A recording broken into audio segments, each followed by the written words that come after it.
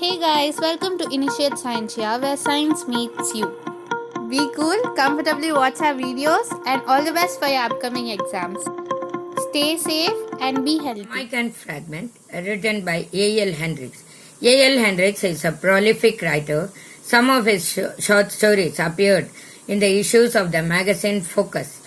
He is a West Indian writer, and his writings carry the flavor inherent in the Caribbean literature. The story Jamaican Fragment brings out the prejudice that almost every person suffers from when it comes to the denominational issues like color, caste, and class. Every day I walk a half mile from my home to the rail track lines in the morning, from the lines to my home in the evening. The walk is pleasant. You can see on either side red and green roofed bungalows, green lawns and gardens. The exercise is good for me, and now and then I learn something from a little incident. One morning, about halfway between my front gate and the rail track, I noticed two boys playing in the garden of the more modest cottages. They were both very little boys. One was 4 years old perhaps, the other 5. The bigger of the two was a sturdy youngster, very dark with a mat of coarse hair on his head and coal black eyes. He was definitely a little Jamaican, strong little Jamaican.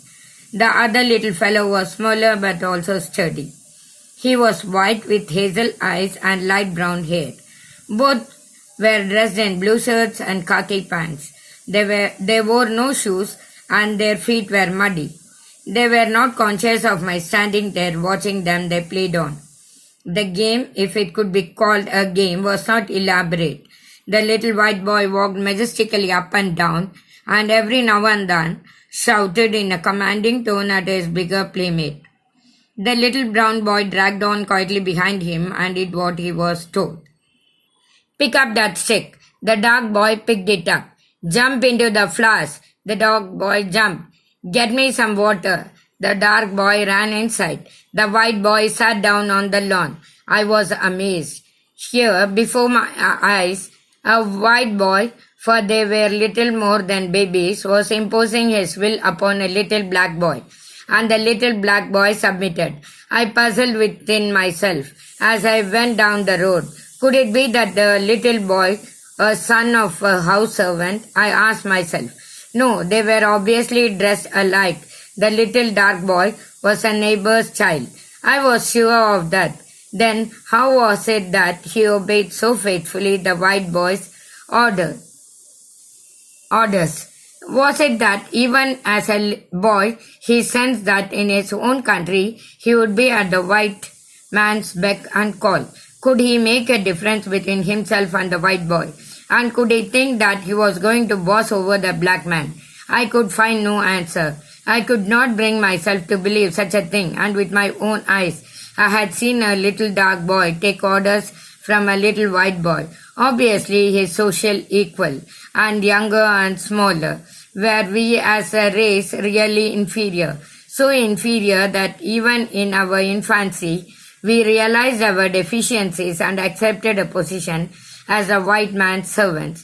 For a whole day I went on asking these questions to myself. For a whole day, my faith in my people was shaken. When I passed by the afternoon, the little boys were not there.